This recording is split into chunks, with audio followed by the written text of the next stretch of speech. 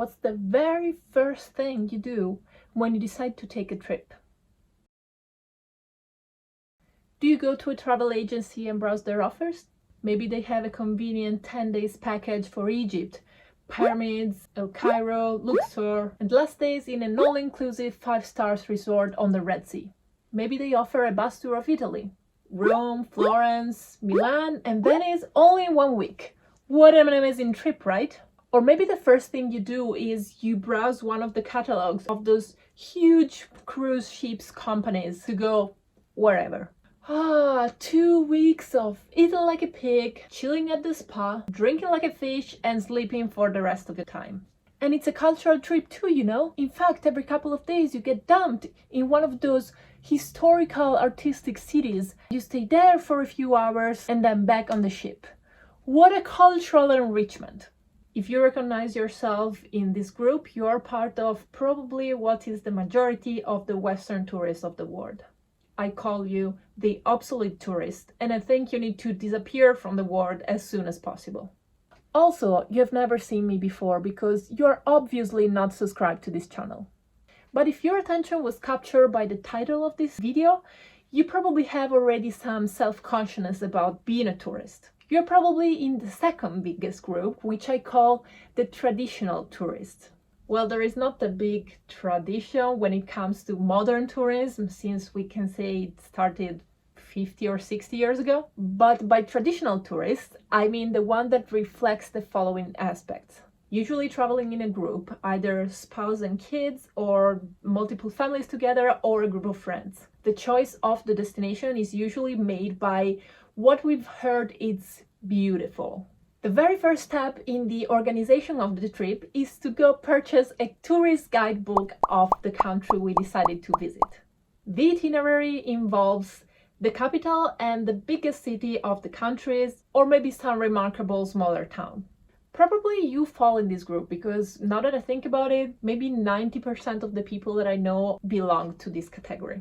In my life, in fact, I've been mainly part of this group myself. The very first trips with my family, the school trips, the first trips alone with my friends. You read the tourist guide, you go to see the 10 top sightseeings of the city, you stop for lunch at one of the restaurants next to the sightseeings, you choose from the recommended restaurants a place to go eat dinner, and when the day is over, you go sleep at your hotel room, or for the most adventurous nowadays, to an Airbnb. I bet many of you recognize themselves as a tourist in this description. And now we come to the third kind of tourist, which is what I became recently, the traveler. It's still a niche, but it's getting bigger and bigger, and I'm sure that this is going to be the tourist of the future, because it follows the only model of tourism that is sustainable for real nowadays. A traveler doesn't travel because he wants to relax on a fancy hotel on the beach or on a cruise ship. If he wants to go to the spa, he does it at home. A traveler travels because he seeks diversity. Diversity of landscapes, of natural sites, of climate. Diversity of language, of tradition, of habits. Diversity of facial traits and ways of dressing. Diversity of perspectives, way of living the life, philosophy and moral values. Diversity of cultures. The traveler will never go to eat at McDonald's outside of the United States. And probably he will never do it even inside of the United States.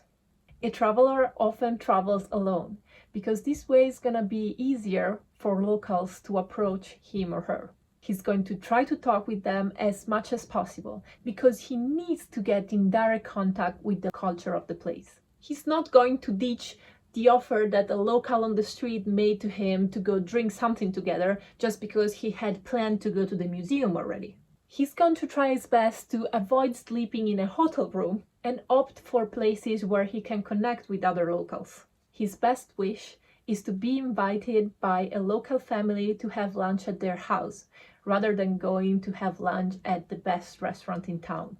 He's going to talk to the people on the street to understand what locals do, because that's what he's going to do. He's going to try to stay away from touristy places as much as possible and being enthusiastic about having a couple of beers with a few old men just met at a local pub.